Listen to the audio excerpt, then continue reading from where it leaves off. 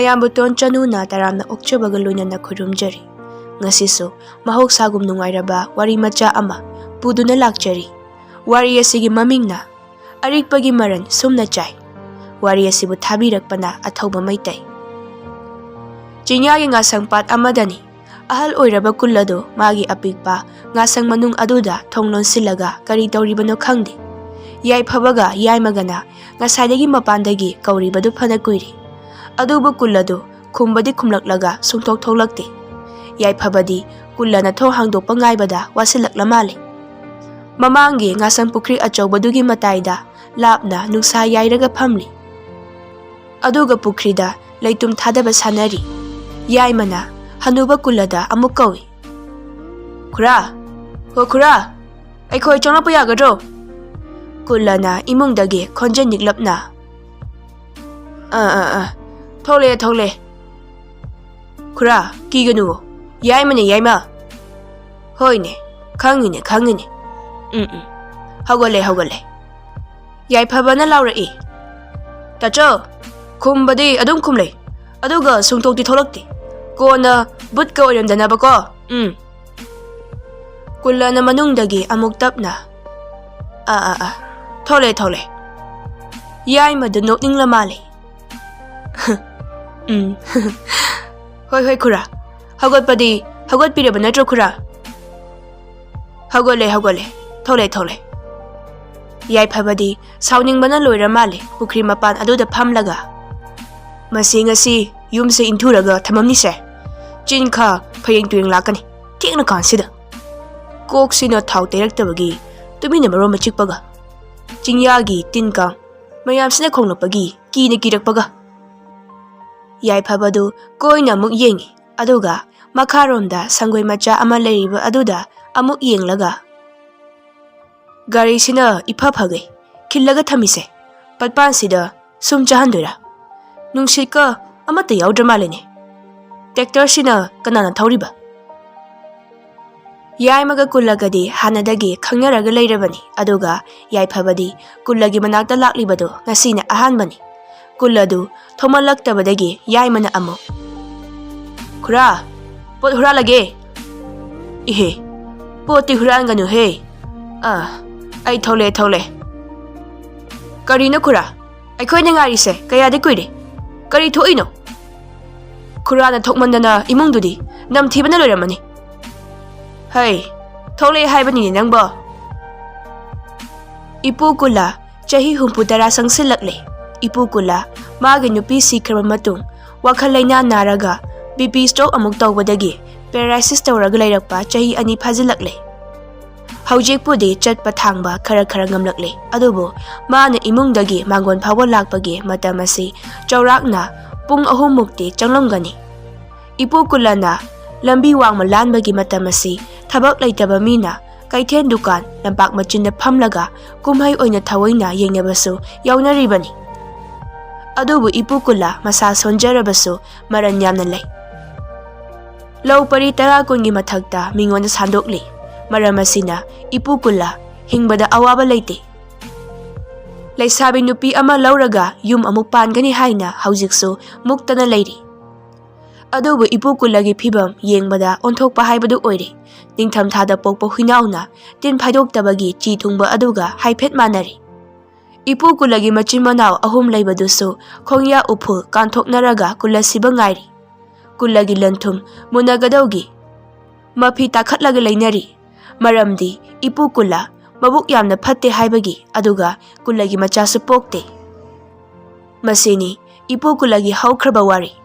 Hauji ipu kullagi nungairaba wari mayam makhamuk taminase. Yai madu kullagi sumangda loriba nganu sindu yenglaga khonjen khara hauna. Aibu kullase tholokdringai sida nganu ma yepkhrasira. Kulladu thong machit ama hanglaga makoktu lithoklaga yaimada. Yaima nang oire. Thabakti karam tawri ha. Yai phabadu kullada yenglaga. Sakta asiga phibam siga laisabi sembiu kai. Hawdong mapina lekthokiba. Hawdong macha hing maladana. Somda yaimana kullada khon kalapna Karina khura, asuk nungaiba paw ama puраklaga phamungdagi bangon phawa lakpabu more chaluraga halakpa nangkhini ai. Nupidi kadai. Karina khura, laisabiduna magi mobile ama hana laibiyu hairapagini laise. Kari, mobile ama hana laibiyu hairaiba. Khura, mapada tholoo. Thong marumdagi adumani hinglakano namaido kiye. Manga mamsilakpaga ubada phibam ama taw. Maido hana mukta thalo. Thida angawa sidi. Layu ai mai thalake. Kula magi thongdo launa hangdoklaga makhongdo sekli mai thanpham switch thepam lomda chatle. Khura, mai du kari numitta thalake harino. Hey, angawba, ai su kanna chatli bani ne. Yai mado sumang matondagi amo. Khura, kanu macha sidi kayano. Kula na imungdagi. Lising amani. Amada, lupa chama ni. Yai phabadu yai magi manata changlakli aduga nganu singdu yengli. Yai mana yai phabada. Adudi nganu macha amada lupa chama oiradi. Nganu lising amadadi lupa lising tara. Yai phabadu kharaga sauninglaga leibaga yai mana nganu lising amada lupa lising tara harakpaduda yai mada cheblap yengi. Kula na manungdagi maidu teklauna thalaga. Nganu lising amada lupa lak ama. Yai madu yai phabada haifai ka noksili. Yai phabadu yai madu yenglaga kulada. Ipu kula thengi. Kula na nongthata yengkhatlaga. Yai phabada. Karino ipo? Haide. Ipu kula. Thengi. Thengoi. Ipo, numi udra haibanemi. Sida lekro haibro. Leo hairadi nganu mametaba. Yai madu yai phabada haifeka noksili. Yai phabana haribadu yai haibagi mawongda mga kanomli. Kulana. Nganu di pikline. Yirum akokpa laibani. Yai phabana. Karino da ipo. Nganu achauba chani chahum loisilaga. Yirum chasidi kaino. Ipo, shabi pamdro, ha? Hay, kaigi pamdani. Masak hana utlo. Hat kadaba nganu do, ay, kudo mithinge. Yai phabadu magi mobile du puthoklaga ipu kulada nupi adugi photo du utli. Yai mana taunariba mawong adu yenglaga kulada. Khura, nganu hatpa yaradro. Yare. Mangak samdo metlo ibo. Kari lamdagi oigadoino laisabisina ha. Khurkhundagi nipu. Kulladu yai phabada haife suktoklaga. Hey, ipu kawganu ne.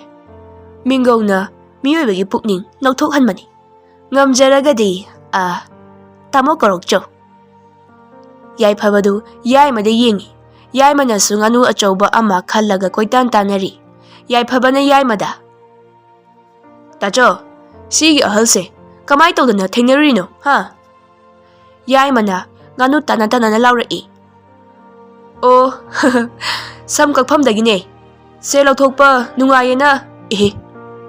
Sel payena mabuk phayena tinabani bungo. Kulana yai mada yenglaga atia mathakta amuk yengkhatlaga. Aduni. Laibak pharira laibak thiribra haibadumadi khangdre adubu kuladu manasu panglamli. Haujik yai maga yai phabagana ngangnabada kulana maya karaga nongthakta he yengkhatlibadu. Yai maga yai phabagana ngangnaribadu tadabagi oiramle. Kuladu nongthakta yengkhatlaga. Aigi phuri khawbudi khara humi haibabu yai masei phabani. Ngasi no ani lekadoi sei aidi haraugadoini. Yai phabana harauba nataba haraugadoni ba. Ipu kulabu harauba yadabagi lainaga leibro. Hey, maram chana harauraga haraubagi magu leibani ne. Numit chupa harauraga leiba mi aduga nongma phado harauba aiga manaroi. Haraubagi mahau magun aini hengadoini. Heloidro. Yai madu nganu phajaba ama mangak sampairaga kulagi manakta lepi aduga kulada. Ho aisu khura se ngasidagi tamo kauragi. Tamo se pointi yam ngangini. Nangna aingonda ipu kaurambadagi khura haina amu kaholiko aina. Aingonda khura kauhanbagi nangna aingondagi laukibada. Lupa kayano ha? Khura adudi lupa 5,000 khaktani. Khuradagi tamona mu khara hena mingause tauthoktro. Adu oitaradi seldo khara puthoro. Ipu khura tamo kula. Kuladu yaimaga yaiphabaga da yenglaga. Thida thorabi macha singse. Adu numidangdi ai ngayokpa asida nga hurama miyoi khara hek lakpani. Noi ani leirabanina ngasidi laaroy.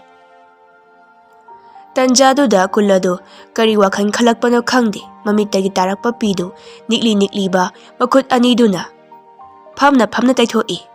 Yaimana kulada kadore khura. Yaima numidang khaknati makhoina ngayok pukhripat asidagi nga huralibase. Ayuk nungthilsu adumak iphong phongna aigi mangda dum phai. Aina laurabasu usipiba nati. Aina ningthi nungaina chatpa lepa ngama natabanina hurama singna karisu na chungbide. Yaiphabana kamai tauba khulnu masinei po pukchen pikna hingnabagi oiramni. Khula sigi lambi sorokse koila phawba thaba ngamdribase. Adoipo haujiti karim khalurana. Laisabi nupi ama yum asida leiradabani. Aduda yum sidi lapna yengmada kiko butka leramdabu male. Thida angawa sidi mana hekta nuhanba aise. Nongma ninigi matungni yaiphabadu miyai chanbi laisabi nupi amaga cha hotel amada unari. Yaiphabana ine thoino mobile puraklabani. Thoinuna hai ine kaurakano. Iche kau laisabidabu kanana ine kauge. Karino ine iboktagi ine kauba natro. Ine dagi aina lupa 1,000 lawbada. Iche kau haradi lupa 1,000 biro. Karino da yaphaba nupasu hanuba masembiba aduga selsu amo. Phagi tawbani de ine iche thoino. Yaiphabadu magi phaini yaliba bag tu chenu chingthoklaga kadaino ne yumdaga thamlalma jala. Mobile la nangna thido hayaphaba. Amane che atama budi natida Redmi Note 6 ni. O kaisu kaidida aina leiba ngamdaba pot ama mini leibiraklaga tangi hongi haibagi mathau tade. Masigi sumahud yamna haraupam thoktro natrani yaphaba. Adune che mina de ahaldo ipukulado mi phate loini haine. Kulla phatabagi magi ngayok pata yokchaba nga singduso moi khuli hurama singna hek pharaga chathokpiba male. Maphamdubu kayam lapki bungo. Main road tagi kilometer 5 muk changi. Ado ichena hanuba kulaga wari sabada. Laisabi chahi kun mathoigi nupi sagadabani ko. Hoini sagine dubudi khonjendi angange manmani. Ado photo tharo video call taro kain hairadi kamai tauba. Iche hauji mobile yadaba amata leitrabani. Mobile da application ama install tausilaga video calling da sakase. Mathangka onto osin tauba lo yarabani. Kari sakse mathangka onto kadoriba. Adudi kamaina video calling taugadoiba. Sak mathamka onto paibadine leisabi macha saba yai haibanine iche nangbo. Angai ko kulado WhatsApp paibra hangkige. WhatsApp phawba hanglomdabu mandida madu haldo. Mobile budi OnePlus atangmani mana parido. Yaiphabana phamlibado kullagi gayok patki sangoidudani. Yaiphabadu kullagi OnePlus mobile du pairaga kullada. Sikarino khangbribo. Kulladu tadraba mali atiya mathakta yenkhatli aduga matomta Karino, mana taurisina. Mathakta kariga paibajano. Yaifabadu mathakta koyeng yengi. Kashu paidida. Ho ipu kura, tamo kula. Kuladu yaifabada yenglaga. Kari taure. Mobainda kari yaure haiba, ha? Ho ipubu nado. Khara kayo tobro. Yaifabadu manakongda khudomi thillaga kulada kari nungangli. Yaifabana. Ipugi nakongdaramdo yadabro haiba. Haidi pau hek phaunaba watpagum tawi haiba ko aina haise. Nakongse bera khara kai. Ado mobile kadawre haibano. Yaifabana WhatsApp application duda khudomi thillaga. Sigi application se ipu sijinabro haiba. Kuladu magi mobile da munni yenglaga. Sigi asangba kuro koi besira ha. Aidi khangdebu. Yaifabadu matomta. Oh, khanglamdabana phaida. Oh, fare. Kaim kanaba application nateda. Ipo, ai sise kakthadage ko. CD Play Store dagi install tawba nate. Mobile masari yaujarakpaduni dana. Kakthadpa yaroni. Noma nungthid amani ipu kulado imungda hiplingai. Ipu kulagi ngayok pato masak khangdaba nupa naha ani ahum inhulle. Khomai kawa nupa amana. Tomba, awanglomda lao. Karino khomai. Makhada muk chatlu hai. Awangda muk chatlu hai. Nompokta amuk chatlu hai. Aise, nangi minairo. Pakon thabam lo. Karino itaw. Aidi nga talo haiba khangni. Nang na inhun ba haiba oiradi hulula. Ai nga talake. Nang inse thuna hulula. Lukhoidu biri ama makhuna chap ching laga makhwang met laga. Hey, noi ani yam tugachay. Tomba, nang inse lang bahiradi. Nang lang ulaudana. Tomba na. In lang badi haitida tada. Nang na haitabado khomanya tawri. Adu oiradi nang nga dudi tanma yaidana. Nang nga tanma se kayam warage. Lukhoidu tomba di yenglaga biridu amuk chingi. Tomba na. Tada, pakon thaba haibasidi ahan na angang da thagadabani. Ado, madi imanabani. Chahi lengani. Tomba, ahibado ahalni, ojani.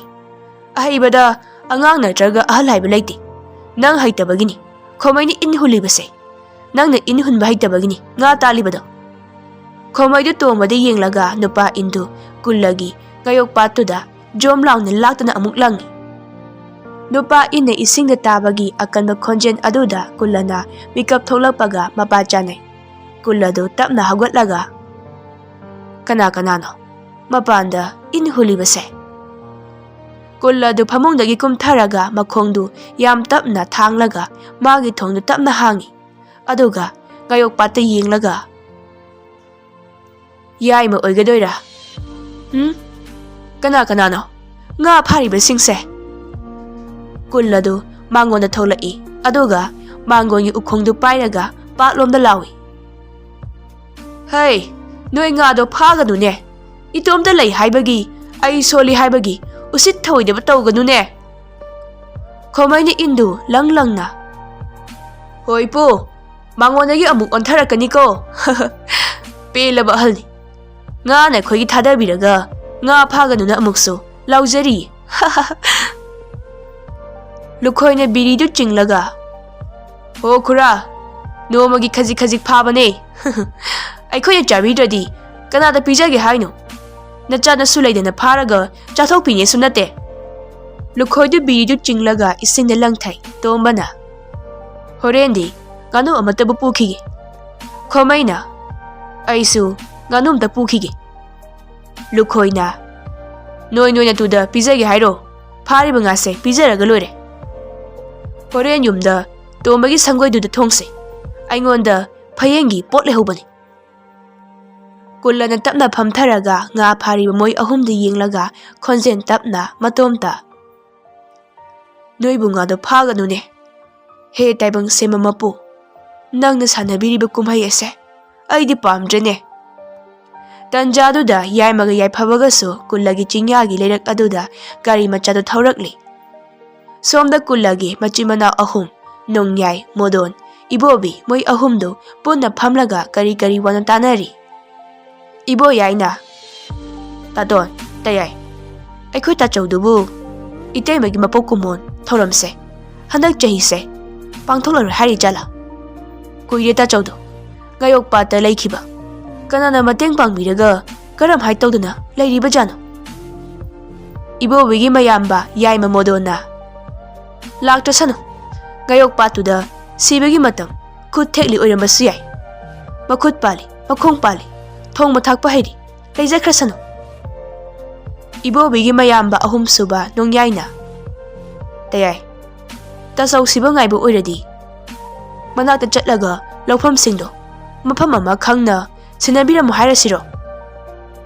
ꯏꯕꯣꯕꯤꯅ, ꯇꯥꯇꯣꯟ, ꯑꯩꯗꯤ ꯃꯗꯨ ꯊꯕꯛꯇꯣ ꯌꯥꯏ ꯍꯥꯏꯔꯣꯏ, ꯄꯥꯝꯁꯨ ꯄꯥꯝꯗꯦ꯫ ꯏꯆꯤꯜ ꯏꯅꯥꯎ ꯄꯨꯟꯅ ꯂꯩꯃꯤꯟꯅꯖꯒꯗꯕꯗꯣ꯫ ꯇꯌꯥꯏꯒ ꯇꯥꯇꯣꯟꯒꯒꯤ ꯃꯑꯣꯡ ꯑꯗꯨꯅ ꯏꯇꯩꯃ ꯂꯩꯈꯤꯗ꯭ꯔꯕ ꯃꯇꯨꯡ ꯇꯥꯆꯧꯅ ꯄꯥꯠꯇ ꯂꯩꯈꯤꯕꯅꯤ꯫ ꯅꯣꯡꯌꯥꯏꯅ, ꯑꯗꯨꯗꯤ ꯇꯥꯆꯧꯅ ꯃꯕꯨꯛ ꯐꯠꯆꯗꯕꯒꯤ ꯆꯠꯆꯈꯤꯕꯅꯤ ꯀꯩꯅꯣ? ꯏꯕꯣꯕꯤꯅ, ꯇꯥꯆꯧꯅ ꯀꯔꯝ ꯍꯥꯏꯅ ꯃꯕꯨꯛ ꯐꯠꯇ꯭ꯔꯤꯕ? ꯍꯧꯖꯤꯛ ꯇꯌꯥꯏꯒ ꯇꯥꯇꯣꯟ ꯑꯩꯒꯅ ꯂꯩꯔꯤꯕ ꯆꯦꯛꯀꯤ ꯃꯊꯣꯟ 3 ꯋꯥꯡꯕ ꯌꯨꯝ ꯑꯁꯦ ꯀꯅꯥꯒꯤꯅꯣ? ꯇꯥꯆꯧꯅ ꯐꯠꯇꯕꯒꯤꯔꯣ ꯑꯩꯈꯣꯏꯗ ꯄꯤꯊꯣꯛꯂꯝꯂꯤꯕꯁꯦ? ꯇꯥꯆꯧꯅ ꯐꯠꯇꯕꯒꯤꯔꯣ ꯃꯥꯒꯤ ꯏꯪꯈꯣꯜ ꯁꯔꯨꯛ ꯐꯥꯎꯕ ꯑꯩꯈꯣꯏꯗ ꯄꯤꯊꯣꯛꯂꯝꯂꯤꯕꯁꯦ? ꯃꯣꯗꯣꯟꯅ, ꯅꯨꯄꯤ ꯑꯉꯥꯡꯁꯨ ꯂꯩꯇꯕ ꯃꯥꯒꯤꯅꯤ ꯍꯥꯏꯕꯗ ꯀꯅꯥꯝꯇ ꯂꯩꯇꯕ ꯇꯥꯆꯧꯅ ꯂꯟ ꯊꯨꯝ ꯌꯨꯝ ꯏꯪꯈꯣꯜ ꯍꯧꯖꯤꯛ ꯀꯔꯤ ꯃꯊꯧ ꯇꯥꯔꯤꯒꯦ? ꯆꯤꯡꯌꯥꯒꯤ ꯉꯥꯒꯤ ꯄꯥꯠꯇꯨꯁꯨ ꯇꯥꯆꯧ ꯍꯦꯛ ꯁꯤꯕꯒ ꯁꯟꯖꯥꯕꯨꯡ ꯅꯠꯇ꯭ꯔꯒ ꯈꯨꯜꯗꯨꯒꯤ ꯄꯥꯠ ꯑꯣꯏꯈ꯭ꯔꯗꯕꯅꯤ꯫ ꯑꯗꯨꯒꯤ ꯁꯔꯨꯛ ꯑꯩꯈꯣꯏ ꯑꯍꯨꯝꯗ ꯅꯃꯥ ꯄꯥꯟꯁꯤꯟꯕꯤꯔꯝꯃꯨ ꯍꯥꯏꯕꯁꯤꯕꯨ ꯀꯌꯥꯝ ꯀꯥꯏꯔꯕꯒꯦꯅꯦ ꯏꯅꯥꯎ ꯑꯇꯣꯝꯕ? ꯏꯕꯣꯕꯤꯅ, ꯀꯔꯤꯅꯣ ꯇꯌꯥꯏ, ꯇꯥꯆꯧꯒꯤ ꯀꯅꯥꯝꯇ ꯂꯩꯇ꯭ꯔꯤꯕꯣ? ꯑꯩꯈꯣꯏꯁꯦ ꯇꯥꯆꯧꯒꯤ ꯀꯅꯥꯅꯣ? ꯅꯣꯡꯌꯥꯏꯗꯨ ꯏꯕꯣꯕꯤꯗ ꯌꯦꯡꯂꯒ, ꯅꯠꯇ꯭ꯔꯒ ꯑꯩꯈꯣꯏꯒꯤꯁꯤꯕꯨ ꯊꯨꯃꯜꯂꯕ꯭ꯔꯣ ꯍꯥ ꯑꯇꯣꯝꯕ? ꯀꯣꯟꯅ ꯇꯞꯅ ꯇꯧꯔꯁꯦ ꯍꯥꯏꯔꯣ? ꯐꯔꯦꯅꯦ, ꯀꯣꯟꯅ ꯇꯞꯅ ꯇꯧꯔꯁꯤ꯫ ꯍꯌꯦꯡꯂ ꯍꯪꯆꯤꯠꯂ ꯀꯔꯤꯅꯣꯃ ꯇꯥꯆꯧꯒꯤ ꯉꯥꯌꯣꯛꯄꯥꯠꯇꯨꯗ ꯆꯠꯂꯨꯔꯁꯤ꯫ ꯏꯇꯩꯃꯒꯤ ꯃꯄꯣꯛ ꯀꯨꯝꯑꯣꯟ ꯊꯧꯔꯝꯅ ꯀꯔꯝ ꯍꯥꯏꯅ ꯇꯧꯕꯅꯣ ꯍꯥꯏꯕꯗꯣ ꯑꯗꯨꯁꯨ ꯍꯪꯗꯣꯔꯛꯅꯕ꯫ ꯁꯣꯝꯗ ꯌꯥꯏꯃꯒ ꯌꯥꯏꯐꯕꯒꯗꯣ ꯊꯣꯡꯒꯥꯟꯗ ꯆꯪꯂꯛꯄꯒ ꯉꯥꯌꯣꯛꯄꯥꯠꯇ ꯇꯣꯝꯕ, ꯈꯣꯃꯩ ꯂꯨꯈꯣꯏ ꯃꯣꯏ ꯑꯍꯨꯝ ꯉꯥ ꯐꯥꯕꯗꯨ ꯂꯥꯞꯅ ꯎꯏ꯫ ꯌꯥꯏꯃꯗꯨ ꯂꯦꯞꯄꯒ, ꯀꯔꯤꯅꯣ? ꯀꯅꯥꯅꯣ? ꯉꯥꯕꯨ ꯀꯌꯥꯝ ꯆꯥꯎꯔꯖꯥꯠꯅꯣ? ꯈꯨꯔꯥ ꯀꯨꯜꯂꯅ ꯉꯥ ꯐꯥꯗꯣꯛꯍꯜꯂꯤꯕꯁꯤꯕꯣ? ꯌꯥꯏꯐꯕꯗꯨ ꯀꯨꯜꯂꯒꯤ ꯃꯅꯥꯛꯇ ꯆꯪꯈ꯭ꯔꯦ꯫ ꯌꯥꯏꯃꯁꯨ ꯆꯪꯂꯛꯏ꯫ ꯌꯥꯏꯐꯕꯅ ꯀꯨꯜꯂꯗ, ꯏꯄꯣ, ꯀꯩꯗꯧꯔꯤ ꯏꯄꯨ ꯀꯨꯜꯂ? ꯇꯥꯆꯧ, ꯏꯄꯨ ꯀꯨꯜꯂꯁꯦ ꯀꯞꯄ ꯃꯥꯜꯂꯤꯅꯦ, ꯀꯩꯗꯧꯔꯒꯦ ꯏꯄꯣ? ꯀꯨꯜꯂꯗꯨ ꯌꯥꯏꯐꯕꯗ ꯌꯦꯡꯂꯒ, ꯌꯥꯏꯐꯕꯔꯥ?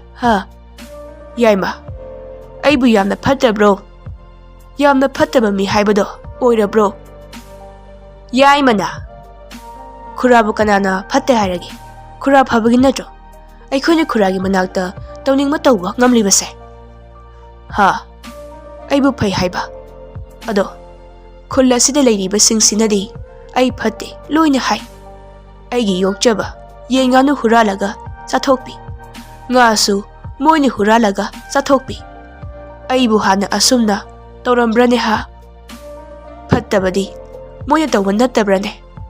ꯈꯨꯜ ꯑꯁꯤꯗ ꯂꯩꯔꯤꯕ ꯄꯨꯛꯆꯦꯜ ꯄꯤꯛꯄ ꯃꯈꯣꯏꯅ ꯑꯩꯕꯨ ꯐꯠꯇꯕ ꯇꯥꯍꯟꯕ ꯅꯠꯇ꯭ꯔꯅꯦ? ꯄꯨꯛꯆꯦꯜ ꯄꯤꯛꯄ, ꯋꯥꯈꯜ ꯊꯦꯟꯕ ꯃꯤꯁꯨ ꯃꯈꯣꯏꯅ ꯑꯣꯏꯍꯟꯕꯅꯤ꯫ ꯑꯗꯨꯕꯨ ꯑꯩ ꯐꯠꯇꯕ ꯃꯤꯗꯤ ꯅꯠꯇꯦꯀꯣ ꯌꯥꯏꯃ, ꯑꯩ ꯐꯠꯇꯕ ꯅꯠꯇꯦ꯫ ꯌꯥꯏꯐꯕꯗꯨ ꯀꯨꯜꯂꯒꯤ ꯃꯅꯥꯛꯇ ꯐꯝꯂꯒ ꯉꯥ ꯐꯥꯔꯤꯕꯁꯤꯡꯗꯨꯗ ꯌꯦꯡꯂꯒ, ꯏꯄꯨꯅ ꯃꯐꯝ ꯑꯁꯤꯗ ꯂꯩꯔꯛꯈꯤꯕꯒꯤ ꯃꯔꯝ ꯇꯥꯆꯧꯅ ꯑꯩꯉꯣꯟꯗ ꯋꯥꯔꯤ ꯂꯤ꯫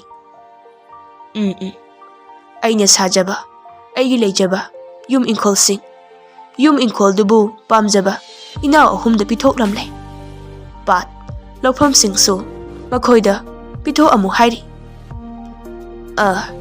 ꯃꯁꯤꯁꯨ ꯑꯩꯅ ꯁꯤꯗ꯭ꯔꯤꯉꯩꯁꯤꯗ ꯃꯣꯏ ꯑꯍꯨꯝꯗ ꯅꯃꯥ ꯄꯥꯟꯁꯤꯟꯕꯤꯔꯝꯂꯒꯦ ꯍꯥꯏꯕꯕꯨ ꯑꯩꯗꯤ ꯒꯥꯔꯤ ꯐꯥꯎꯕ ꯊꯧꯕ ꯉꯝꯗ꯭ꯔꯦ ꯍꯧꯖꯤꯛꯇꯤ꯫ ꯑꯗꯨꯒ ꯃꯈꯣꯏꯁꯨ ꯅꯣꯡꯃꯇ ꯂꯥꯛꯇꯦ꯫ ꯄꯥꯠꯂꯣꯝꯗ ꯂꯨꯈꯣꯏꯗꯨ ꯀꯨꯜꯂꯒ ꯌꯥꯏꯃꯒꯗ ꯍꯥꯏꯐꯦꯠ ꯌꯦꯡꯂꯒ, ꯐꯅꯗꯤ ꯐꯔꯝꯕ ꯑꯍꯜꯅꯤ꯫ ꯃꯥꯅ ꯈꯨꯜ ꯑꯁꯤꯗ ꯌꯨꯝ ꯍꯣꯡꯂꯛꯄ ꯃꯇꯝ ꯄꯥꯠ ꯑꯁꯤꯗ ꯊꯥꯗꯕ ꯉꯥꯁꯤꯡ ꯆꯍꯤꯒꯤ ꯐꯥꯕ ꯈꯨꯗꯤꯡ ꯌꯨꯝꯊꯣꯡ ꯈꯨꯗꯤꯡꯒꯤ ꯌꯥꯝꯕ ꯌꯥꯝꯗꯕ ꯉꯥ ꯑꯃꯃꯝꯗꯤ ꯌꯦꯟꯖꯔꯝꯃꯅꯤ꯫ ꯃꯄꯥꯡꯒꯜ ꯐꯔꯤꯉꯩ ꯈꯨꯟꯒꯤ ꯊꯧꯗꯣꯛ ꯋꯥꯊꯣꯛꯁꯤꯡ ꯁꯦꯜꯒꯤ ꯃꯇꯦꯡ ꯆꯤꯊ ꯅꯥꯟꯊꯗꯅ ꯄꯥꯡꯖꯔꯝꯕ ꯑꯍꯜ ꯃꯇꯩ ꯃꯅꯥꯎꯅꯤ꯫ ꯑꯗꯨꯕꯨ ꯄꯨꯛꯆꯦꯜ ꯄꯤꯛꯄ ꯐꯠꯇꯕ ꯑꯩꯈꯣꯏ ꯈꯔꯅ ꯇꯥꯗ ꯀꯨꯜꯂꯁꯦ ꯐꯠꯇꯕ ꯍꯦꯛ ꯑꯣꯏꯍꯜꯂꯤꯗꯀꯣ꯫ ꯏꯇꯩꯃ ꯍꯦꯛ ꯂꯩꯈꯤꯗ꯭ꯔꯕ ꯃꯇꯨꯡꯗꯅꯤ ꯑꯩꯈꯣꯏꯅ ꯄꯨꯛꯆꯦꯜ ꯈꯪꯄꯤ ꯄꯤꯛꯁꯤꯜꯂꯛꯈꯤꯕꯁꯨ꯫ ꯃꯌꯥꯝ, ꯉꯥ ꯑꯍꯤꯡꯕꯗꯣ ꯄꯨꯈ꯭ꯔꯤꯗ ꯊꯥꯗꯔꯝꯂꯁꯤ, ꯑꯗꯨꯒ ꯉꯥ ꯑꯁꯤꯕꯁꯤꯡꯗꯨꯅ ꯇꯥꯗꯒꯤ ꯃꯅꯥꯛꯇ ꯆꯪꯂꯒ ꯈꯔ ꯄꯤꯔꯝꯂꯁꯤ꯫ ꯈꯣꯃꯩꯒ ꯇꯣꯝꯕꯒꯁꯨ ꯂꯨꯈꯣꯏꯗ ꯌꯦꯡꯂꯒ ꯃꯃꯣꯟ ꯅꯣꯛꯏ꯫ ꯀꯨꯜ ꯑꯗꯨ ꯃꯣꯏ ꯑꯍꯨꯝꯗ ꯌꯦꯡꯂꯒ, ꯀꯔꯤꯅꯣ ꯃꯣꯏ ꯑꯍꯨꯝꯅ ꯁꯤꯗ ꯑꯃꯨꯛ ꯂꯥꯛꯏꯕꯁꯤꯅ? ꯌꯥꯏꯐꯕꯅ ꯉꯥ ꯄꯤꯕ ꯂꯥꯛꯏꯅꯤ ꯀꯩꯅꯣ ꯏꯄꯣ꯫ ꯑꯩꯗꯤ ꯃꯣꯏꯗ ꯉꯥ ꯐꯥꯎꯁꯨ ꯍꯥꯏꯈꯤꯗꯦ, ꯑꯗꯨꯒ ꯉꯥ ꯄꯤꯔꯝꯃꯣꯁꯨ ꯍꯥꯏꯈꯤꯗꯦ꯫ ꯌꯥꯏꯃꯅ, ꯉꯥ ꯍꯨꯔꯥꯟꯕꯁꯤꯡꯁꯦ ꯉꯥ ꯑꯃꯨꯛ ꯍꯨꯔꯥꯜꯂꯒ ꯁꯤꯗꯒꯤ ꯀꯔꯤ ꯑꯃꯨꯛ ꯍꯨꯔꯥꯟꯒꯦ ꯍꯥꯏꯔꯤꯕꯖꯥꯠꯅꯣ? ꯌꯥꯏꯐꯕꯗꯨ ꯌꯥꯏꯃꯗ ꯌꯦꯡꯂꯒ, ꯀꯔꯤ ꯉꯥ ꯍꯨꯔꯥꯟꯕ ꯍꯥꯏꯕ ꯇꯥꯆꯧ? ꯏꯄꯣ, ꯃꯣꯏꯁꯤꯡꯁꯤꯔꯣ ꯉꯥ ꯍꯨꯔꯥꯟꯕ ꯍꯥꯏꯔꯤꯗꯣ? ꯌꯥꯏꯐꯕꯗꯨ ꯐꯨꯛ ꯂꯥꯎꯅ ꯍꯧꯒꯠꯂꯒ ꯃꯅꯥꯛꯇ ꯉꯥꯔꯤꯕ ꯌꯣꯝꯄꯥꯛꯇꯨ ꯇꯥꯞ ꯂꯥꯎꯅ ꯄꯥꯏꯈꯠꯂꯒ, ꯃꯉꯛꯁꯦ ꯀꯛꯊꯠꯂꯝꯕ ꯇꯥꯔꯦ ꯉꯁꯤꯗꯤ꯫ ꯌꯥꯏꯃꯅ, ꯍꯥꯏ ꯌꯥꯏꯐꯕ, ꯉꯥꯏꯈꯣ, ꯃꯑꯣꯡ ꯍꯥꯟꯅ ꯌꯦꯡꯈꯤꯁꯤ꯫ ꯀꯨꯜꯂꯅ, ꯏꯕꯨꯡꯉꯣ, ꯅꯣꯏ ꯁꯤꯗ ꯈꯠꯅ ꯆꯩꯅꯕ ꯇꯧꯒꯅꯨ, ꯑꯩ ꯂꯩꯕ ꯅꯨꯡꯉꯥꯏꯔꯣꯏ, ꯃꯣꯏꯒꯤ ꯑꯄꯥꯝꯕ ꯇꯧꯖꯁꯅꯨ꯫ ꯌꯥꯏꯐꯕꯅ, ꯀꯔꯤꯅꯣꯗ ꯏꯄꯨ, ꯏꯄꯨꯅ ꯐꯠꯇꯕ ꯃꯤ ꯑꯣꯏꯍꯜꯂꯤꯕꯁꯦ ꯍꯨꯔꯥꯟꯕ ꯃꯣꯏꯅꯅꯤ꯫ ꯏꯄꯨꯕꯨ ꯁꯨꯃꯥꯏꯅ ꯇꯧꯔꯝꯕ ꯃꯤꯔꯣ? ꯇꯥꯆꯧꯅ ꯏꯄꯨꯒꯤ ꯋꯥꯔꯤ ꯑꯩꯉꯣꯟꯗ ꯂꯣꯏꯅ ꯂꯤ꯫ ꯑꯩꯗꯤ ꯑꯩꯈꯣꯏ ꯇꯥꯆꯧꯒꯤ ꯃꯑꯣꯡ ꯑꯗꯨꯗ ꯏꯄꯨꯁꯦ ꯌꯥꯝꯅ ꯐꯠꯇꯕ ꯃꯤ ꯑꯃ ꯑꯣꯏꯅ ꯈꯜꯂꯨꯕꯅꯤ꯫ ꯑꯗꯨꯕꯨ ꯇꯥꯆꯧꯒꯤꯗꯨꯗꯤ ꯏꯄꯨꯗ ꯅꯨꯡꯁꯤꯗꯨꯅ ꯂꯛꯅꯕ ꯋꯥꯉꯥꯡ ꯉꯥꯛꯇ ꯑꯣꯏꯔꯝꯂꯦ꯫ ꯃꯁꯤ ꯌꯧꯗ ꯌꯧꯁꯤꯜꯂꯛꯁꯅꯨ, ꯃꯀꯣꯛ ꯑꯁꯤꯗ ꯌꯣꯝꯄꯥꯛꯁꯤꯅ ꯌꯥꯟꯊꯒꯦ꯫ ꯂꯨꯈꯣꯏꯅ ꯂꯥꯞꯅ, ꯇꯥ ꯀꯨꯂꯥ, ꯅꯍꯥꯁꯦ ꯁꯥꯎꯍꯟꯈꯤꯅꯨ ꯑꯃꯨꯛꯇ꯫ ꯑꯩꯈꯣꯏꯅ ꯇꯥꯗꯒꯤ ꯄꯥꯠꯇꯒꯤ ꯐꯥꯔꯛꯄ ꯉꯥꯁꯤꯡꯁꯦ ꯇꯥꯗꯒꯤꯁꯨ ꯆꯔꯥ ꯑꯃ ꯊꯝꯖꯔꯝꯒꯦꯅ ꯆꯪꯖꯔꯛꯄꯅꯤ꯫ ꯏꯕꯨꯡꯉꯣ, ꯉꯁꯤꯗꯤ ꯑꯩꯈꯣꯏꯅ ꯇꯧꯔꯤꯕ ꯑꯔꯥꯟꯕ ꯈꯨꯗꯤꯡꯃꯛ ꯋꯥꯈꯜ ꯇꯥꯖꯔꯦ꯫ ꯅꯍꯥꯟ ꯃꯈꯩꯗꯤ ꯇꯥ ꯀꯨꯜꯂꯒꯤ ꯑꯁꯥꯎꯕ ꯈꯣꯟꯖꯦꯜ ꯇꯥꯕꯗꯣ, ꯉꯁꯤꯁꯤꯅ ꯑꯃꯨꯛ ꯇꯥ ꯀꯨꯜꯂꯒꯤ ꯃꯤꯠꯇꯒꯤ ꯄꯤꯒ ꯂꯣꯏꯅꯕ ꯋꯥꯍꯩ ꯑꯃꯅ ꯃꯊꯤ ꯄꯣꯡꯅ ꯍꯨꯔꯥꯟꯕ ꯉꯝꯕ ꯑꯩꯈꯣꯏꯒꯤ ꯋꯥꯈꯜꯁꯦ ꯑꯆꯨꯝꯕ ꯃꯥꯏꯑꯣꯟ ꯑꯃꯗ ꯂꯝꯖꯤꯡꯕꯒꯨꯝ ꯇꯧꯔꯦ꯫ ꯇꯥꯗ, ꯉꯁꯤ ꯍꯥꯏꯕ ꯅꯨꯃꯤꯠ ꯑꯁꯤꯅ ꯑꯩꯒꯤ ꯐꯠꯇꯕ ꯇꯧꯕ ꯑꯔꯣꯏꯕ ꯅꯨꯃꯤꯠ ꯑꯣꯏꯔꯁꯅꯨ, ꯑꯗꯨꯒ ꯈꯨꯜ ꯑꯁꯤꯗ ꯂꯩꯔꯤꯕ ꯃꯤꯑꯣꯏꯁꯤꯡꯅ ꯇꯥꯗꯒꯤ ꯄꯥꯠ ꯑꯃꯗꯤ ꯏꯪꯈꯣꯜꯗ ꯍꯨꯔꯥꯟ ꯆꯤꯟꯊꯤ ꯇꯧꯔꯤꯕꯁꯤꯡꯁꯦ ꯋꯥꯈꯜ ꯇꯥꯅꯅꯕ ꯑꯩꯈꯣꯏ ꯑꯍꯨꯝꯅ ꯍꯥꯏꯖꯔꯒꯅꯤ꯫ ꯍꯥꯏꯕ ꯌꯥꯗꯕꯁꯤꯡ ꯑꯩꯈꯣই ꯑꯍꯨꯝꯅ ꯋꯥꯔꯛꯄ ꯍꯧꯔꯅꯤ꯫ ꯌꯣꯝꯄꯥꯛ ꯄꯥꯏꯕ ꯏꯆꯥꯅꯨꯄꯥ, ꯌꯣꯝꯄꯥꯛꯇꯣ ꯑꯃꯨꯛꯇ ꯊꯝꯃꯨ꯫ ꯌꯥꯏꯃ꯫ ꯌꯥꯏꯃꯅ ꯌꯥꯏꯐꯕꯗ, ꯌꯥꯏꯐꯕ, ꯌꯣꯝꯄꯥꯛꯇꯣ ꯊꯝꯃꯨ꯫ ꯇꯥ ꯂꯨꯈꯣꯏ, ꯈꯨꯔꯥ ꯀꯨꯜꯂꯁꯦ ꯀꯞꯂꯒ ꯂꯩꯔꯝꯕꯅꯤ꯫ ꯉꯁꯤ ꯇꯥ ꯂꯨꯈꯣꯏ ꯍꯣꯏꯅ ꯋꯥꯈꯜ ꯇꯥꯕꯤꯔꯛꯄꯁꯦ ꯎꯕꯗ ꯅꯅꯥꯎꯁꯤꯡ ꯋꯥꯈꯜ ꯈꯔ ꯀꯣꯝꯂꯛꯄꯒꯨꯝ ꯇꯧꯏ꯫ ꯍꯧꯖꯤꯛꯇꯤ ꯈꯨꯔꯥ ꯀꯨꯜꯂ ꯌꯦꯡꯁꯤꯟꯃꯤꯟꯅꯕꯒꯤ ꯊꯧꯗꯥꯡ ꯑꯁꯦ ꯇꯥꯗ ꯍꯣꯏ ꯑꯃꯗꯤ ꯈꯨꯜꯁꯤꯒꯤ ꯃꯤꯑꯣꯏꯁꯤꯡꯅ ꯑꯣꯏꯕꯤꯔꯣ꯫ ꯊꯥ ꯑꯃ ꯑꯅꯤꯒꯤ ꯃꯇꯨꯡꯅꯤ ꯀꯨꯜ ꯑꯗꯨ ꯌꯨꯝꯒꯤ ꯃꯥꯡꯒꯣꯟꯗ ꯐꯝꯂꯒ ꯉꯥꯌꯣꯛꯄꯥꯠꯇꯨꯗ ꯅꯣꯛꯂꯒ ꯌꯦꯡꯂꯤ꯫ ꯀꯨꯜꯂꯅ, ꯌꯥꯏꯐꯕ ꯍꯥꯏꯕ ꯑꯉꯥꯡꯁꯤꯅ ꯀꯌꯥꯗꯅꯣꯅꯦ, ꯃꯥꯅ ꯑꯩꯉꯣꯟꯗ ꯂꯩꯁꯥꯕꯤ ꯃꯆꯥ ꯑꯃ ꯁꯦꯝꯕꯤꯅꯤ ꯍꯥꯏꯔꯒ ꯍꯅꯨꯕꯤꯁꯦ ꯑꯣꯏꯅ ꯆꯦꯜꯍꯟꯕꯅꯦꯕ꯫ ꯑꯗꯨꯕꯨ ꯆꯍꯤ ꯇꯪꯈꯥꯏ ꯆꯟꯖꯔꯕꯁꯨ ꯊꯣꯏꯅꯨꯁꯦ ꯃꯁꯛꯇꯤ ꯑꯉꯥꯡ ꯑꯗꯨ ꯃꯥꯜꯂꯤꯅꯦ꯫ ꯃꯤ ꯄꯤꯛꯄꯅꯔ ꯀꯔꯤꯅꯣ ꯎꯟꯁꯥꯁꯦ ꯇꯒꯠ ꯇꯦꯛꯏꯅꯦ꯫ ꯊꯣꯏꯅꯨꯗꯨ ꯄꯥꯠꯇ ꯉꯥꯒꯤ ꯃꯆꯤꯟꯖꯥꯛ ꯆꯥꯏꯅ ꯀꯨꯜꯂꯗ ꯌꯦꯡꯂꯒ ꯅꯣꯛꯁꯤꯜꯂꯛꯏ꯫ ꯀꯨꯜꯂꯅ, ꯄꯤꯛꯇꯞ ꯅꯣꯏꯔꯞ ꯃꯃꯥꯏꯁꯤꯅ ꯏꯄꯥꯛ ꯄꯥꯛꯂꯗꯅ ꯅꯣꯛꯂꯛꯄꯁꯦ꯫ ꯊꯣꯏꯅꯨꯁꯨ ꯉꯥ ꯃꯆꯤꯟꯖꯥꯛ ꯆꯥꯏꯅ ꯀꯨꯜꯂꯗ ꯌꯦꯡꯂꯒ ꯅꯣꯛꯂꯤ꯫ ꯊꯣꯏꯅꯨꯅ, ꯀꯔꯤꯅꯣ ꯃꯁꯤꯒꯤ ꯍꯅꯨꯕ ꯑꯁꯤꯅ ꯄꯪꯅꯣꯛꯇ ꯅꯣꯛꯂꯤꯕꯁꯤꯅ? ꯍꯥꯟꯅꯒꯤ ꯐꯤꯕꯝꯗꯨꯒ ꯍꯥꯏꯔꯗꯤ ꯃꯁꯥꯁꯦ ꯌꯥꯝꯅꯕꯨꯗꯤ ꯐꯒꯅ ꯎꯔꯤ꯫ ꯃꯁꯤꯅꯅꯤꯀꯣ ꯍꯤꯡꯕꯗ ꯅꯨꯄꯤ ꯑꯃꯒꯤ ꯊꯧꯗꯥꯡ ꯌꯨꯝꯕꯨꯔꯦꯝꯕꯤ ꯑꯃꯒꯤ ꯊꯧꯗꯥꯡ ꯌꯥꯝꯅ ꯆꯥꯎꯏ ꯍꯥꯏꯔꯤꯕꯁꯦ꯫ ꯑꯍꯜ ꯑꯣꯏꯁꯤꯜꯂꯛꯂꯒ ꯍꯦꯟꯅ ꯃꯆꯥ ꯃꯃꯧꯁꯤꯡꯒꯤ ꯊꯧꯗꯥꯡ ꯆꯥꯎꯒꯗꯕꯗꯣ ꯃꯆꯥꯁꯨ ꯂꯩꯔꯝꯗ꯭ꯔꯦ꯫ ꯃꯆꯥ ꯂꯩꯇ꯭ꯔꯕꯅꯤꯅ ꯃꯃꯧꯁꯤꯡꯗꯤ ꯀꯃꯥꯏꯅ ꯂꯩꯔꯨꯅꯤ? ꯑꯗꯣ ꯃꯁꯤꯒꯤ ꯍꯅꯨꯕꯁꯤꯗꯤ ꯅꯍꯥ ꯑꯩ ꯑꯃ ꯐꯪꯖꯩꯁꯦ ꯃꯔꯥꯏꯕꯛ ꯌꯥꯝ ꯐꯔꯕꯅꯤ꯫ ꯀꯨꯜꯂꯅ ꯊꯣꯏꯅꯨꯗ ꯌꯦꯡꯂꯒ ꯃꯥꯁꯨ ꯑꯩꯉꯣꯟꯗ ꯌꯦꯡꯖꯔꯒ ꯅꯨꯡꯉꯥꯏꯕ ꯋꯥꯈꯜ ꯁꯥꯒꯠꯆꯔꯤ꯫ ꯀꯥꯟꯅꯗꯦ, ꯃꯅꯥꯛꯇ ꯆꯪꯂꯒ ꯑꯣꯏꯅ ꯁꯜꯂꯨꯈꯤꯒꯦ꯫ ꯀꯨꯜ ꯑꯗꯨ ꯁꯦꯛꯂꯤ ꯊꯣꯏꯅꯨꯒꯤ ꯃꯅꯥꯛꯇ ꯒꯝ ꯆꯪꯁꯤꯜꯂꯛꯏ꯫ ꯊꯣꯏꯅꯨꯅ ꯀꯨꯜꯂꯗ ꯌꯦꯡꯂꯒ, ꯍꯅꯨꯕ, ꯀꯔꯤ ꯏꯔꯥꯡ ꯑꯃꯨꯛ ꯇꯧꯕ ꯆꯪꯂꯛꯏꯅꯣ?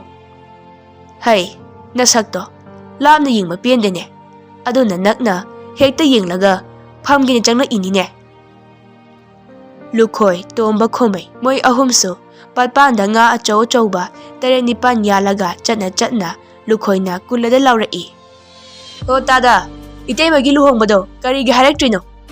"ꯍꯣ ꯏꯇꯩꯃ, ꯇꯥ ꯀꯨꯜꯂꯒꯤ ꯉꯥꯗꯣ ꯄꯤꯛꯂꯤꯕꯅꯦ, ꯅꯅꯥꯎꯒꯤ ꯅꯥꯄꯤ ꯆꯥꯕꯤꯁꯦ ꯑꯃ ꯄꯤꯖꯔꯝꯒꯦ, ꯍꯨꯔꯥꯜꯂꯛꯄ ꯅꯠꯇꯦꯀꯣ, ꯏꯔꯤꯟ ꯇꯨꯔꯦꯟꯗꯒꯤ ꯐꯥꯔꯛꯄꯅꯦ ꯇꯥꯗ." ꯊꯣꯏꯅꯨꯅ, "ꯍꯅꯨꯕ, ꯀꯅꯥꯅꯣ? ꯈꯨꯟꯒꯤ ꯃꯤ ꯑꯣꯏꯒꯗꯣꯏꯔꯥ?" "ꯂꯨꯈꯣꯏꯅꯤ, ꯑꯐꯕ ꯑꯉꯥꯡꯅꯤ, ꯑꯗꯨꯕꯨ ꯃꯤꯠꯅ ꯎꯗꯅ ꯏꯅꯥꯅ ꯇꯥꯗꯅ ꯑꯩꯕꯨ ꯐꯠꯇꯦ ꯁꯟꯗꯣꯛꯂꯝꯕ ꯃꯤꯑꯣꯏ ꯈꯔꯒꯤ ꯋꯥ ꯇꯥꯔꯒ ꯑꯩꯉꯣꯟꯗ ꯇꯥꯊꯤ ꯇꯥꯑꯣꯏꯅ ꯇꯧꯔꯝꯕ ꯏꯅꯥꯎꯅꯤ꯫ ꯍꯧꯖꯤꯛꯇꯤ ꯋꯥꯈꯜ ꯇꯥꯔ ꯃꯥꯜꯂꯦ꯫ ꯑꯩꯒꯤ ꯍꯧꯔꯛꯐꯝ, ꯑꯩꯒꯤ ꯋꯥꯈꯜꯂꯣꯟ, ꯌꯥꯏꯃꯅ ꯋꯥꯔꯤ ꯂꯤꯕꯗꯒꯤ ꯃꯥ ꯋꯥꯈꯜ ꯇꯥꯔꯦ." "ꯀꯅꯥꯅꯣ ꯑꯥꯗ ꯒꯥꯔꯤ ꯊꯧꯖꯤꯜꯂꯛꯏꯁꯤꯅ?" "ꯌꯥꯏꯃꯒ ꯌꯥꯏꯐꯕꯒꯅꯦ ꯃꯥꯡ ꯊꯥꯔꯒ ꯂꯥꯛꯂꯤꯕꯁꯤꯗꯤ, ꯑꯗꯣ ꯇꯨꯡꯗꯒꯤ ꯑꯍꯨꯝꯁꯤꯗꯤ ꯈꯪꯗꯦꯅꯦ." ꯀꯨꯜ ꯑꯗꯨ ꯐꯝꯅ ꯃꯃꯤꯠꯇꯨ ꯃꯈꯨꯠ ꯈꯜꯂꯒ ꯌꯦꯡꯂꯤ꯫ "ꯃꯣꯗꯣꯟꯒ ꯅꯣꯡꯌꯥꯏꯒ ꯏꯕꯣꯕꯤ ꯅꯠꯇ꯭ꯔꯅꯦ?" "ꯃꯥꯅꯤꯅꯦ, ꯃꯣꯗꯣꯟꯒ ꯅꯣꯡꯌꯥꯏꯒ ꯏꯕꯣꯕꯤꯒꯅꯤꯅꯦ꯫ ꯀꯔꯤ ꯑꯃꯨꯛ ꯍꯥꯏꯒꯗꯧꯔꯤꯕꯅꯣ ꯃꯣꯏꯒꯤꯁꯦ ꯑꯩꯉꯣꯟꯗ?" "ꯉꯥꯌꯣꯛꯄꯥꯁꯤꯁꯨ ꯄꯤꯌꯨ ꯍꯥꯏꯔꯛꯂꯕꯗꯤ ꯊꯣꯏꯅꯨꯒ ꯑꯩꯈꯣই ꯑꯅꯤꯗꯤ ꯀꯗꯥꯏꯗ ꯑꯃꯨꯛ ꯂꯩꯒꯅꯤ?" "ꯍꯅꯨꯕ, ꯀꯅꯥꯅꯣ ꯃꯣꯏꯁꯤꯕꯣ? ꯄꯥꯠ ꯑꯁꯤꯅ ꯀꯔꯤꯒꯤ ꯄꯤꯌꯨ ꯍꯥꯏꯒꯗꯣꯏꯅꯣ?" ꯏꯕꯣꯕꯤꯅ ꯂꯥꯎꯔꯛꯏ꯫ "ꯇꯥꯆꯧ!" "ꯑꯣ, ꯑꯇꯣꯝꯕꯁꯤꯗꯤ, ꯃꯃꯥꯏꯁꯤꯗꯤ ꯃꯀꯣꯏ ꯉꯥꯛꯇ ꯉꯥꯏꯔꯦꯗꯅ, ꯃꯁꯛꯀ ꯈꯪꯂꯨꯗ꯭ꯔꯦꯗꯅ." "ꯍꯩ ꯏꯕꯣꯕꯤ, ꯂꯥꯎꯅꯦ ꯏꯌꯥꯝꯕꯒꯤ ꯑꯇꯣꯝꯕ, ꯅꯪ ꯇꯥꯆꯧ ꯀꯣꯟꯒꯦ, ꯂꯥꯎ."